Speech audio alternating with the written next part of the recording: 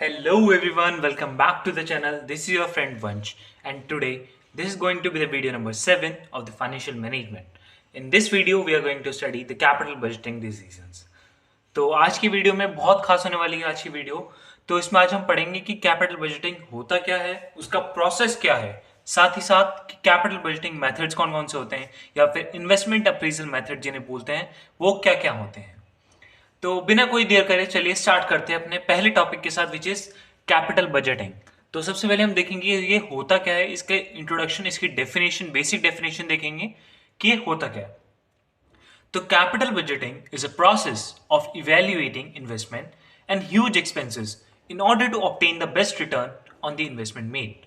तो मतलब कहना क्या चाहता है इसमें इसमें कहना चाह रहा है ये कैपिटल बजटिंग एक प्रोसेस होता है इवेल्युएटिंग इन्वेस्टमेंट, यानी हमें इन्वेस्टमेंट को इवेल्युएट करना है, उसे जज करना है, और ताकि और साथ ही साथ ह्यूज एक्सपेंसेस, जितने भी हमारे ह्यूज एक्सपेंसेस, यानी सबसे पहली बात होती है कि फाइनेंस को इवेल्युएट करना, इन्वेस्टमेंट को इवेल्युएट करना, यानी जितने भी हमारे सोर्सेज हैं हमारे या फिर क्या कहते हैं अवेलेबल प्रोजेक्ट्स हैं उन्हें इवेल्युएट करना, साथ ही साथ जितने हम उसमें इन्वेस्टमेंट करेंगे उसे इवेल्युएट करना in order to obtain the best return या फिर maximum return on the investment made.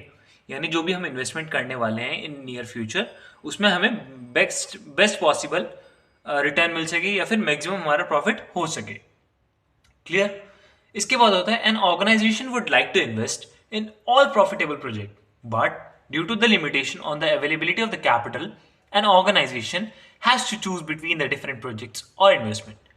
मतलब कि हर एक ऑर्गेनाइजेशन चाहती है कि जितने भी प्रॉफिटेबल, यानी जितने भी हमारे पास प्रोजेक्ट्स हैं अवेलेबल जिनमें हमें प्रॉफिट हो रहा हो उन सभी में हम इन्वेस्ट करते हैं।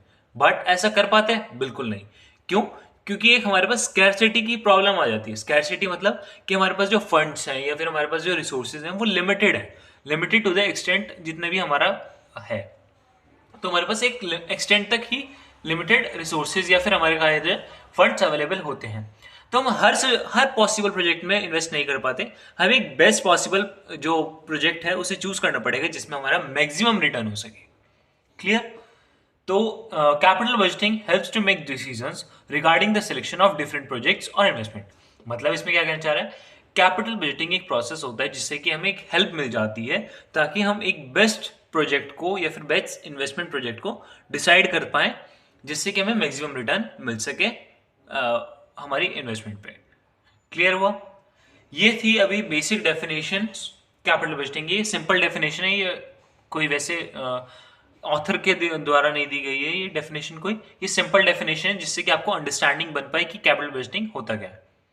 इसके बाद हम देख लेते हैं एक क्विक डेफिनेशन देख लेते हैं एक ऑथर की विच इज ई नेमर्स। आपके स्क्रीन पे अब आपको विजिबल होगी ये रही। तो ये डेफिनेशन है ई नेमर्स की, जिसमें ये कह रहे हैं कैपिटल बजटिंग और the capital management may be defined as a process of determining which investment or allocation of long term funds are to be made by the enterprise, firm or the company। मतलब capital budgeting एक ऐसा process है या फिर एक ऐसा चीज है जिससे कि हम डिसाइड कर पाते हैं, क्या चीज, जिससे कि हम डिसाइड कर पाते हैं कि कौन से किस जगह हमें इन्वेस्टमेंट करनी चाहिए और हमारा जो फंड्स है वो किस प्रोजेक्ट में डालना चाहिए, किस प्रोजेक्ट में एलोकेट करना चाहिए ताकि हमारा मैक्सिमम प्रॉफिट हो सके, या फिर हमें किस किस प्रोजेक्ट में डालना चाहिए जिससे कि एक फर्म का, एक एंटरप्राइज का या एक कंपनी का मैक्सिमम बेनिफिट हो सके out of the investment made. Clear हुआ? तो बेसिकली इसमें देखा जाता यही है कि किस तरह से किस प्रोजेक्ट में हमें इन्वेस्ट करना है जिससे कि हमारा प्रॉफिट मैक्सिमम हो सके। सिंपल अगर भाषा में कहें तो ये होता है। क्लियर हुआ? आपको समझ आ गया होगा कि कैपिटल बजटिंग होता क्या है। अब देख लेते हैं इसका एक छोटा सा प्रोसेस, कुछ 5 स्टेप का प्रोसेस है और बहुत इजी प्रोसेस है। तो जो प्रोसेस है वो है कुछ इस तरह से। पहला स्टेप होता है इसमें प्रोजेक्ट जनरेशन। प्रोजेक्ट जनरेशन से आप क्या समझ रहे होंगे कि क्या हमें कोई प्रोजेक्ट जनरेट करना है? नहीं। प्रोजेक्ट जनरेशन का सिंपल बेसिक मीनिंग ये है कि आइडेंटिफिकेशन ऑफ इन्वेस्टमेंट प्रोजेक्ट्स, यानी जितने भी हमारे पास अवेलेबल इन्वेस्टमेंट प्रोजेक्ट्स हैं उन्हें आइडेंटिफाई करना। यानी अगर हमारे पास कोई अपॉर्चुनिटी है या फिर अगर ऐसा देखा जाए तो हमारे पास अगर आपने ग्रेजुएशन कंप्लीट कर ली उसके बाद आपके पास नंबर ऑफ अवेलेबल फॉर्म्स, जितने भी आपके पास फॉर्म्स अवेलेबल हैं, आप उसे एक तरह से देखा जाए तो आपके लिए इन्वेस्टमेंट प्रोजेक्ट्स हैं, क्योंकि आप उसमें इन्वेस्ट करेंगे तो आपको रिटर्न मिलेगा। तो उसी तरह से आपको आइडेंटिफाई करना है कि आपके पास गिवन जितने भी आपकी क्वालिफिकेशन है या रिसोर्सेज हैं उनके आपको सूटेबल इन्वेस्टमेंट प्रोजेक्ट्स कौन कौन से हैं अभी फिलहाल आपके लिए अवेलेबल। क्लियर हुआ? तो सबसे पहला स्टेप होता है प्रोजेक्ट जनरेशन, इसके बाद होता है प्रोजेक्ट इवेल्युएशन। आपने देख लिया कि मेरे पास कुल मिला के 5 प्रोजेक्ट है। अब आपने ये तो देख लिया कि 5 प्रोजेक्ट है, अब 5 प्रोजेक्ट को आपको इवेल्युएट करना पड़ेगा। इवेल्युएट मतलब उसका कॉस्ट बेनिफिट एनालिसिस निकालना पड़ेगा कि हर एक प्रोजेक्ट में मेरी क्या कॉस्ट बैठ रही है और हर एक प्रोजेक्ट में हमारा क्या बेनिफिट मिलेगा, क्या उन दोनों का रेशियो एक मैक्सिमम रेशियो आना चाहिए जिससे कि हमारा कॉस्ट मिनिमम रहे और बेनिफिट जो हमारा उससे मिलने वाला हो मैक्सिमम हो सके। तो आपको इसमें एक कॉस्ट बेनिफिट एनालिसिस करना पड़ेगा, आपको हेल्प लेनी पड़ेगी कॉस्ट बेनिफिट एनालिसिस की। और देखा जाए तो आप इस पूरे कैपिटल इन्वेस्टिंग में केवल जो न्यूमेरिकल क्वेश्चंस आएंगे वो आप करते ही यही हो, कॉस्ट बेनिफिट एनालिसिस। आपका 101% कॉस्ट बेनिफिट एनालिसिस से आपका एग्जाम में क्वेश्चन आएगा ही आएगा, आप लिख के ले लीजिए। तो इसके हम डिटेल में भी आगे स्टडी करेंगे कि कैसे कॉस्ट बेनिफिट एनालिसिस करते हैं आप। हमने प्रोजेक्ट जनरेट कर लिया, यानी हमने गिवन अवेलेबल सोर्सेज को लिख लिया, हमने उसे इवेल्युएट कर लिया। इवेल्युएट करने के बाद अब क्या करना है, हमें उस प्रोजेक्ट को सिलेक्ट करना है जो हमारा बेस्ट पॉसिबल, जिसमें कि हमारा कॉस्ट बेनिफिट एनालिसिस सबसे ज़्यादा हो, यानी कॉस्ट कम और बेनिफिट सबसे ज़्यादा हो। हमें उस प्रोजेक्ट को सिलेक्ट करना है। Selection of the best project as per the priorities, हो सकता है आपकी कुछ और प्रायोरिटीज हो, आपको प्रायोरिटीज को ध्यान में रखते हुए अपना एक बेस्ट पॉसिबल जो आपको प्रोजेक्ट है उसे सेलेक्ट करना है, उसे अपने एग्जीक्यूट करना है। आपने सेलेक्ट कर लिया, आपने कि पहले देख लिया कि अवेलेबल ये है मेरे पास, आपने उन्हें इवेल्युएट कर लिया, आपने उनका कॉस्ट बेनिफिट एनालिसिस निकाल लिया। उसके बाद आपने कॉस्ट बेनिफिट एनालिसिस करने के बाद आपको पता चला कि फॉर एग्जांपल आपका प्रोजेक्ट जो 3 है वो सबसे मुझे बेस्ट रिटर्न दे रहा है और मिनिमम कॉस्ट पे, तो आपने उस प्रोजेक्ट को सिलेक्ट कर लिया। अब सिलेक्शन के बाद क्या करेंगे आप उसे एग्जीक्यूट करेंगे। प्रोजेक्ट एग्जीक्यूशन आपका 4 स्टेप होता है। इसमें क्या करना है, आपको मेकिंग ऑफ द इन्वेस्टमेंट या फिर स्टार्ट ऑफ द प्रोजेक्ट आप इसे कह सकते हो। आपको अपना जो इन्वेस्टमेंट, आपको जो उसमें की कॉस्ट है आपको उसमें लगानी पड़ेगी, आपको इन्वेस्टमेंट करना पड़ेगा। जब आप इन्वेस्टमेंट उस प्रोजेक्ट में कर देंगे एक तरह से आपका काम स्टार्ट हो जाएगा। आपका मेन जो एग्जीक्यूशन का काम होगा यहाँ से स्टार्ट होगा, प्रोजेक्ट एग्जीक्यूशन से। इसमें आप इन्वेस्टमेंट कर देंगे और आपका प्रोजेक्ट का जो वर्क है वो स्टार्ट हो जाएगा। नेक्स्ट स्टेप और द लास्ट स्टेप क्या होगा, प्रोजेक्ट फॉलो। जैसे आप प्लानिंग करते थे, आप ऑर्गेनाइज करते थे, आप डायरेक्ट करते थे, आप स्टाफिंग करते थे, उसके बाद 5th स्टेप क्या होता था, कंट्रोलिंग। कंट्रोलिंग में क्या करते हैं आप, इवेल्युएट करते थे क्या जो मैंने प्लान करा है क्या वो उसका जो एक्चुअल है वो कहीं से मैच कर रहा है या नहीं कर रहा है, यानी मेरा एक्चुअल और प्लान दोनों बराबर हैं या कहीं डेविएशन आ रहा है। तो उसी तरह से आपको इसमें प्रोजेक्ट फॉलो अप करना पड़ेगा। आपको चेक करना पड़ेगा जो प्रोजेक्ट एग्जीक्यूशन है वो एज पर प्लान हो रहा है या नहीं हो रहा है, क्या उसमें कुछ डेविएशन है। अगर हाँ कुछ डेविएशन आ रहा है तो आप उस डेविएशन को मिनिमाइज करेंगे, उसे हटाएंगे, या फिर आप उस अगर आपको हो सकता है कि आप वो डेविएशन बहुत ज़्यादा हो तो आप उस प्रोजेक्ट से एग्जिट भी ले सकते हैं। तो ये होता है प्रोजेक्ट फॉलो अप। ये प्रोसेस है, ये कहीं पे आप स्टेप स्टॉप नहीं कर सकते, ये एक ऑनगोइंग प्रोसेस चलता है। जैसे आप प्रोजेक्ट फॉलो अप कर देंगे उसके बाद आपको नया प्रोजेक्ट जनरेशन के लिए आपको तैयार करनी पड़ेगी। जब आपने देख लिया कि हाँ मेरा प्रोजेक्ट फॉलो अप अच्छा चल रहा है, आप मेरा प्रोजेक्ट खत्म होने वाला है, आपका प्रोजेक्ट खत्म हो गया, आपको रिजल्ट मिल गया, आपको बेनिफिट मिल गया, देन उसके बाद आप नेक्स्ट प्रोजेक्ट के लिए आप मूव हेड करेंगे। तो एक प्रोसेस है, ऑनगोइंग प्रोसेस है, नेवर एंडिंग प्रोसेस है। क्लियर हो गया? इसके बाद देखते हैं हम कैपिटल बजटिंग मेथड या फिर इन्वेस्टमेंट अप्रेजल मेथड। तो ये हमारे पास 2 तरह के हैं, आपकी स्क्रीन पे इस टाइम पे दिख रहे होंगे, ये आपके सामने। तो कुल मिला के अगर देखा जाए कैपिटल बजटिंग मेथड या फिर इन्वेस्टमेंट अप्रेजल मेथड, ये 2 तरह के हैं, ट्रेडिशनल और दूसरा मॉडर्न। ट्रेडिशनल का दूसरा नाम है non discounted cash flow technique, non discounted cash flow technique. उसी तरह मॉडर्न की क्या है, discounted cash flow technique. Clear हुआ? जो ट्रेडिशनल था उसमें एक प्रॉब्लम क्या आ रही थी, वो टाइम वैल्यू ऑफ मनी को कंसीडर करके नहीं चल रहा था। आपको टाइम वैल्यू के ऊपर मैंने पहले वीडियो बना रखी है, आप प्लेलिस्ट में जाके देख सकते हैं, आपको इसी प्लेलिस्ट में मिल जाएगी टाइम वैल्यू ऑफ मनी के बारे में। उसमें मैंने डिटेल में समझा रखा है कि टाइम वैल्यू ऑफ मनी होता क्या है। तो अगर देखा जाए ट्रेडिशनल टेक्निक में, तो ट्रेडिशनल टेक्निक में क्या है कि वो टाइम वैल्यू ऑफ मनी को कंसीडर करके नहीं चलता, वो केवल और केवल जो आपको कॉस्ट और बेनिफिट आपको जो प्रेजेंट है आपको वही देख के चलता है। फॉर एन एग्जांपल, अगर आप 1 लाख रुपए आज इन्वेस्टमेंट कर रहे हो और आपको 1,20,000 रुपये 10 साल बाद मिल रहे हैं, तो वो देखते हैं कि हाँ मुझे मिल रहे हैं 1,20,000, उससे मेरी कॉस्ट से ज़्यादा मिल रहा है, तो हाँ मैं एक्सेप्ट कर लेता हूँ। ट्रेडिशनल मेथड ये कहता था।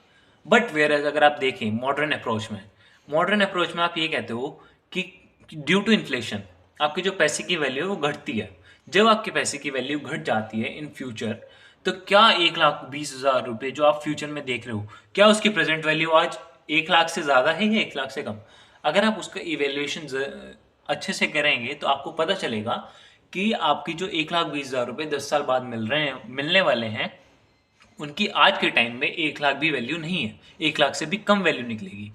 क्यों निकलेगी? क्योंकि इन्फ्लेशन का रेट है। इन्फ्लेशन का रेट जो भी होगा 4 हो 5 हो, जो भी एज XYZ जो भी परसेंटेज हो, वो इन्फ्लेशन की वजह से जो पैसे की वैल्यू है वो हमारी घटती चली जाती है with passage of time, with due passage of time. Clear हो? तो जो ट्रेडिशनल मेथड था वो टाइम वैल्यू ऑफ मनी को कंसीडर करके नहीं चलता था। इसकी प्रॉब्लम है, इसका ड्रॉबैक है। इसके कुछ मेथड्स होते थे, 2 मेथड होते थे। पेबैक पीरियड मेथड, जिसे पीबी मेथड बोलते थे। इसके अंदर भी 3 है: bail out payback, discounted payback, post payback, profitability. ये इसके 4 मेथड हैं पेबैक पीरियड मेथड के। इसके अंडर ही मेथड आते हैं। और दूसरा मेथड होता है accounting rate of return method, जिसे हम ARR मेथड भी बोलते हैं। क्लियर हो? ये तो था बात ट्रेडिशनल की। अब बात करते हैं मॉडर्न की। तो मॉडर्न में क्या होता है? मॉडर्न का दूसरा नाम मैंने जैसे बताया डिस्काउंटेड कैश फ्लो टेक्निक होता है। इसमें टाइम वैल्यू ऑफ मनी को कंसीडर करके चला जाता है। जब टाइम वैल्यू ऑफ मनी को आप कंसीडर करके चलेंगे तो आपको प्रेजेंट वैल्यू को ध्यान में रखना पड़ेगा। Present value of cash inflow और आउटफ्लो को आपको देख के चलना पड़ेगा। तो इस कुल मिला के इसमें 3 तरह के मेथड होते हैं। इसके 3 मेथड होते हैं इवेल्युएट करने के। पहला होता है नेट प्रेजेंट वैल्यू मेथड, जिसे हम NPV मेथड भी बोलते हैं। दूसरा होता है internal rate of return method, जिसे हम IRR मेथड भी बोलते हैं। और तीसरा होता है प्रॉफिटेबिलिटी इंडेक्स मेथड, जिसे हम PI मेथड भी बोलते हैं। इसके अभी आप केवल नाम देख लीजिए, आप इसे समझ लीजिए होते क्या है। इसके बारे में कंप्लीट डिटेल हम आगे आने वाली वीडियोस में डिस्कस करेंगे। आप बिल्कुल भी टेंशन मत लीजिए। चलिए, ये तो बात थी यहाँ तक। अब हम देखने वाले हैं पेबैक पीरियड मेथड होता क्या है। एक बार उसके डेफिनेशन, साथ ही साथ उसके कुछ फॉर्मूलाज हैं वो डिस्कस करेंगे, और फिर एक छोटा सा क्वेश्चन सॉल्व करके देख लेंगे कि कैसे होता है। ठीक है, तो पहले देख लेते हैं पेबैक पीरियड मेथड होता क्या है। It represents the number of years required to recover the original cash outlay या फिर outflow invested in a project. मतलब कि एक ऐसा मेथड है जिसमें कि हम पेबैक पीरियड से आपको समझ आ रहा होगा कि उसमें कुछ टाइम पीरियड का बात हो रही होगी, कहीं ना कहीं टाइम फ्रेम की बात हो रही होगी, ईयर की बात हो रही होगी, कुछ ऐसा टाइम पीरियड की बात होने वाली है। आपको इतना पता चल गया होगा। अब इसमें होता क्या है? It represents the number of years required to recover the original cash outlay. मतलब कि इसमें बेसिकली ये देखा जाता है कि आप जो इन्वेस्टमेंट कर रहे हैं वो आपके इन्वेस्टमेंट का जो रिटर्न आने वाला है वो कितने सालों तक आएगा। पहली बात चीज ये देखी जाएगी कितने सालों तक आएगा। दूसरी बात ये देखी जाएगी कि जो आपने कैश आउटफ्लो यानी आपने जो इन्वेस्टमेंट करी है वो कितने सालों में आप पूरा का पूरा रिकवर कर लेंगे अमाउंट, उस अमाउंट को आप कितने सालों में रिकवर कर लेंगे।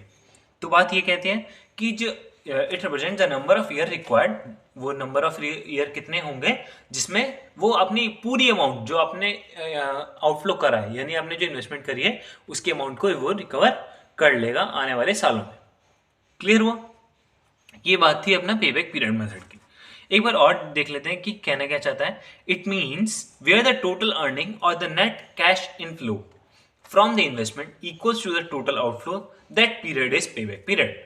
मतलब पेबैक पीरियड क्या होता है? इसमें कहा गया कि वो पीरियड, वो टाइम पीरियड या वो ईयर जिसमें आपकी पूरी अमाउंट जो आपने इन्वेस्टमेंट करी थी, यानी जो आपने इन्वेस्टमेंट करी थी वो बराबर हो जाए जितना आपको रिटर्न मिला है उससे, वो कहलाता है पेबैक पीरियड मेथड। तो वैसा हो सकता है कि इनफ्लो 2 तरह के हो। अब इनफ्लो 2 तरह के कैसे हो सकते हैं? एक होता है इवन या फिर सेम इनफ्लो, यानी आपको एक सेम अमाउंट हर साल आपको मिलने वाली है। एक होता है अनइवन या फिर डिफरेंट अमाउंट आपको मिलने वाली है आप आने वाले सालों में। तो पहली चीज होती है इवन कैश फ्लो के। देख लेते हैं कि उसका फॉर्मूला क्या बैठेगा। इवन कैश फ्लो जब आपका हो रहा हो तो उस टाइम पे आपका पे बैक पीरियड का फॉर्मूला होगा ओरिजिनल या फिर इनिशियल इन्वेस्टमेंट, यानी जो आपने इन्वेस्टमेंट करी है उसकी amount divided by annual net cash inflow या फिर नेट एनुअल कैश इनफ्लो भी आप बोल सकते हैं।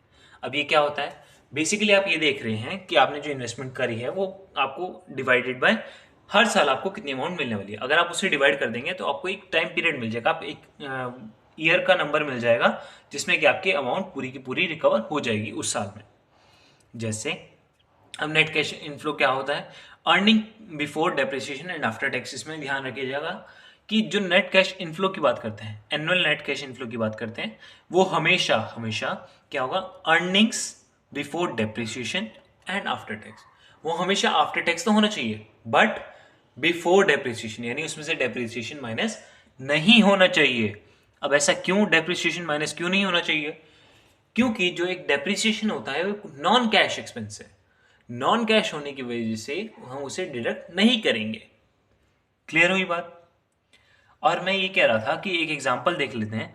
फॉर एन एग्जांपल, आपने 10 लाख रुपए इन्वेस्ट कर रहे हैं किसी प्रोजेक्ट में और वो उस प्रोजेक्ट से आपको हर साल 10% का रिटर्न मिलेगा, यानी हर साल आपको 1-1 लाख रुपए मिलेंगे। क्लियर हुआ? और साथ ही साथ उसमें कहा है कि ये जो प्रोजेक्ट कर रहे हैं आप 12 साल के लिए कर रहे हैं, आपको टाइम पीरियड दे दिया 12 साल, तो कुल मिला के आपको 12 लाख मिलने वाले हैं। आपको ये अमाउंट पता चल गई, आप पे बैक पीरियड मेथड लगाएंगे, आप ये सोचेंगे कि हाँ मुझे 12 लाख मिल रहे हैं 10 लाख के इन्वेस्ट करने के बाद, 10 साल के बाद तो मैं इन्वेस्टमेंट कर देता हूँ। बिल्कुल कर दीजिएगा, नो डाउट। बट क्या चीज़ देखने वाली है, पे बैक पीरियड में देखा जाएगा कि आपको कितने सालों में जो आपने इन्वेस्टमेंट करी है उसका पूरा का पूरा आपको अमाउंट रिकवर हो जाए। अब वो कैसे आएगा?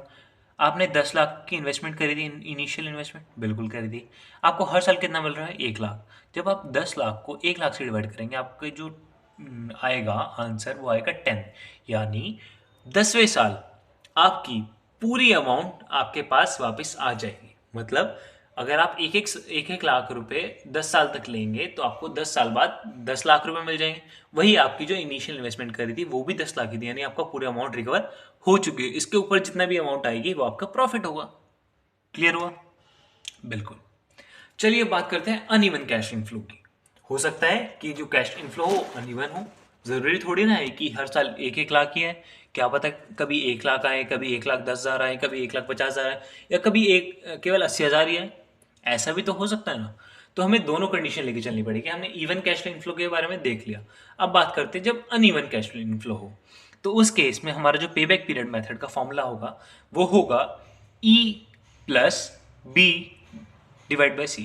केवल वो B डिवाइड बाई C अलग है और E अलग है, यानी E plus B divide by C, B divide by C अलग होगा। तो E क्या होता है? E होता है number of year immediately preceding the year of final recovery. मतलब जिस साल में आपको पूरी रिकवरी होने वाली है उससे जस्ट 1 साल पहला, वो होता है E। B होता है balance amount to be recovered, मतलब जो आपकी बैलेंस अमाउंट रिकवर होने वाली है वो। साथ ही साथ C होता है cash inflow during the year of final recovery, यानी कैश इनफ्लो कितना हुआ है उस साल में रिकवरी। अब अगर मैं कहूँ कि आपने एक इन्वेस्टमेंट करी है, आपको हो सकता है 5.5 साल बाद आपकी पूरी अमाउंट रिकवर हो जाएगी। नहीं, 5 साल और 6 साल के बीच की अमाउंट ऐसी कुछ आती है, बीच का टाइम पीरियड कुछ ऐसा आता है जिसमें कि आपकी पूरी अमाउंट रिकवर हो जाएगी। तो यानी number of year immediately preceding the year final recovery किस साल में होगी? 6ठे साल में। बट आपके पिछला उससे जस्ट एक पिछला यानी 5, तो हमारा इस केस में ई हो जाएगा वो 5 हो जाएगा। Balance amount to be recovered यानी 5 साल तक जितना आपको इन्वेस्टमेंट मिल गया उसे आप माइनस कर देंगे आपकी जो टोटल इन्वेस्टमेंट कर रहे थे उससे। जो आपको इन्वेस्टमेंट का जो आपको रिटर्न मिला है 5 साल तक टोटल आप उसे करेंगे, वो उसे माइनस कर देंगे किस में से? जो आपका टोटल इन्वेस्टमेंट आपने करी थी फर्स्ट ईयर में, याद करा होगा जब 0 ईयर था, यानी इनिशियल ईयर में आपने इन्वेस्टमेंट करी होगी उसमें से आप माइनस करेंगे, यानी आपकी बैलेंस अमाउंट जो आ जाएगी वो हो जाएगा बी। अब उसे डिवाइड कर देंगे सी से। सी क्या होता है? Cash inflow during the year of final recovery, यानी फाइनल ईयर ऑफ रिकवरी, यानी जो आपने 6ठा साल है उसमें जो आपकी अमाउंट आपको एज अ रिटर्न मिलेगी उसे डिवाइड कर देंगे आप बैलेंस अमाउंट जो आपकी बची थी उससे, तो आपका पे बैक पीरियड आ जाएगा। क्लियर हुआ? कहीं कोई दिक्कत, किसी भी तरह की कोई दिक्कत हो कमेंट बॉक्स में ज़रूर लिखेगा, मैं उसका जल्द से जल्द रिस्पॉन्ड करने की पूरी कोशिश करूँगा। चलिए अब नेक्स्ट क्वेश्चन के बढ़ने से पहले मैं एक चीज़ आपको बताना चाहूँगा कि कहीं ना कहीं आपको ऑपरेटिंग प्रॉफिट, EBIT जिसे बोलते हैं, EPT, PAT, ऐसी कुछ टर्म्स होने वाली है आगे क्वेश्चन में यूज़, तो एक बार उसकी अंडरस्टैंडिंग लेनी बहुत ज़रूरी होगी आगे आने वाले क्वेश्चंस को अटेम्प्ट करने के लिए या फिर उसे समझने के लिए। तो उससे पहले मैं छोटा सा टॉपिक आपको और एक्सप्लेन करने वाला हूँ, which is profitability statement. Profitability statement होता क्या है? जैसे आपने statement of profit and loss बनाया था, ये लगभग कुछ उसी तरह का है, पर थोड़ी सी चीज़ें इसमें हल्की बहुत अलग है। जैसे सबसे पहला होता है आपका सेल्स या फिर रेवेन्यू फ्रॉम ऑपरेशन। ऐसा तो सर उसमें भी होता था, बिल्कुल होता था, बट उसमें जो चीज़ की कमी थी क्या थी, वो हम पहले वेरिएबल कॉस्ट माइनस कर रहे हैं इसमें। और उसमें क्या करते थे, हम इनकम ऐड कर देते थे।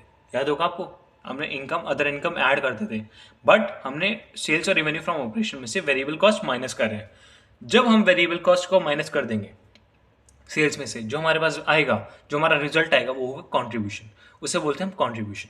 जब कॉन्ट्रीब्यूशन में से फिक्स कॉस्ट माइनस कर देंगे, यानी वेरिएबल कॉस्ट जो पर प्रोडक्ट के जो प्राइस है उस पर डिपेंड करती है, यानी पर कॉस्ट जो हमारी जितना हम प्रोडक्शन करेंगे उस पर होने वाला खर्चा, पर प्रोडक्ट पे होने वाला खर्चा है वेरिएबल कॉस्ट। और जो फिक्स कॉस्ट जो होना ही होना है, चाहे हम एक प्रोडक्ट बनाए, चाहे 10 प्रोडक्ट बनाए, चाहे 100 प्रोडक्ट बनाए, वो होना ही होना है, वो बराबर होगा, तो फिक्स कॉस्ट। जब हम कॉन्ट्रीब्यूशन में से फिक्स कॉस्ट माइनस कर देंगे तो हमारे पास आएगा ऑपरेटिंग प्रॉफिट, जिसे हम बोलते हैं EBIT, earning before interest and taxes. Earning before interest and taxes, clear. जब उसमें से हम इंटरेस्ट माइनस कर देंगे, यानी EBT, आई हट गया ना, EBIT क्या था, earning before interest and tax. अब हमने इंटरेस्ट माइनस कर दिया, तो यानी earning before tax EBT, earning before tax EBT, clear. अब उसमें से हम टैक्स भी माइनस कर देते हैं, स्पेसिफाइड टैक्स होगा, बेसिकली स्पेसिफाइड होगा आपको क्वेश्चन में कि कितना % टैक्स रेट है। ऐसा कोई स्पेसिफिक वो भी नहीं आप चलेंगे, आपको स्पेसिफाइड दिया गया होगा। तो अर्निंग प्रॉफिट आफ्टर टैक्स बच जाएगा आपके पास, जब आप टैक्स माइनस कर देंगे। EBT, अर्निंग बिफोर टैक्स, अब वो आफ्टर टैक्स हो जाएगा, तो EAT या फिर PAT हम बोलेंगे, प्रॉफिट आफ्टर टैक्स या फिर अर्निंग आफ्टर टैक्स। इसे आप EAT भी लिख सकते हो, EAT या फिर PAT, प्रॉफिट आफ्टर टैक्स। जब आप उसमें से प्रेफरेंस डिविडेंड माइनस कर देंगे तो आपके पास जो बचेगा वो आएगा earning for the equity share holder, यानी अब जो पैसा ये बचा है ये आप शेयर होल्डर्स में बांटने को आप बांट सकते हो। आपके पास पूरी छूट है कि आप ये पैसा पूरा का पूरा, चाहे आप पूरा पूरा बांट दें, चाहे इसमें से कुछ आप रिटेन करके चलें, वो आपके ऊपर है। ये जो पैसा होगा ये इक्विटी शेयर होल्डर का होगा। बात इतनी सी है, क्लियर हुआ। अब देख लेते हैं क्वेश्चन। तो क्वेश्चन कुछ इस तरह से है, a project cost 50 lakh rupees and earns annually a profit of 10 lakh rupees after the depreciation of 8% per annum but before the tax 50%। यानी हमने डेप्रिसिएशन तो माइनस कर दिया उसमें से, बट टैक्स अभी माइनस नहीं करा। जो टैक्स रेट है वो है 50%, जो डेप्रिसिएशन का रेट था वो 8% पर एनम। क्लियर हुआ।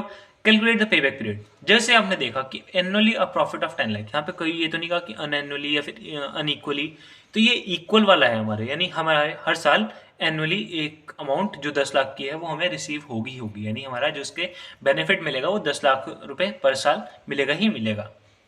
तो ये इक्वल वाली बात आ गई। जब हमारा इवन कैश फ्लो इनफ्लो था, इवन कैश इनफ्लो था, तो उस केस में हमारा पे बैक पीरियड का फॉर्मूला क्या था, payback period is equals to original cash investment divide by annual net cash inflow.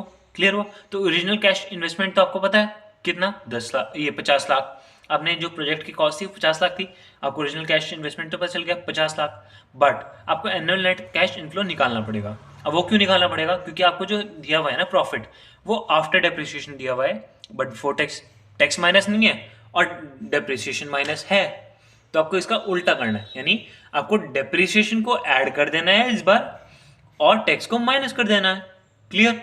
तो कैसे करेंगे आप, तो सबसे पहले आप लिखेंगे annual net cash inflow is equals to earning after tax but before depreciation. ये जो मैंने आपको बताया कि ऐसा होना चाहिए, तो अर्निंग आफ्टर टैक्स होनी चाहिए but before depreciation, depreciation minus नहीं होना चाहिए। तो आप लिखेंगे annual net cash inflow is equals to 10 lakh, जो आपकी टोटल प्रोजेक्ट है एनुअली जो प्रॉफिट हो रहा है 10 लाख, माइनस करेंगे आप टैक्स रेट। टैक्स रेट कितना है 50%, 10 लाख का 50% 5 लाख, 5 लाख आप माइनस कर देंगे तो आपके पास जो अमाउंट बचेगी वो बचेगी 5 लाख। तो ये हो गया हमारा profit after tax. Profit after tax आपका जो 5 लाख है। अब इसमें आपको बट बिफोर डेप्रिसिएशन चाहिए ना, तो आपको डेप्रिसिएशन ऐड करना पड़ेगा, प्लस डेप्रिसिएशन 8% पर एनम। अब 8% किस अमाउंट का, सबसे बात होती है कि कॉस्ट की, हम जो डेप्रिसिएशन लगता है हमेशा फेस वैल्यू पे लगता है, फेस वैल्यू ऑफ जो इन्वेस्टमेंट आप कर रहे हैं विच इज 50 लाख। तो जो 50 लाख अमाउंट जो आएगी वो आएगी, मतलब 50 लाख का 8%। जब आप 50 लाख का 8% निकालेंगे वो आएगा 4 लाख रुपीज़। आपने 10 लाख में से 5 लाख माइनस करे, 5 लाख बचा।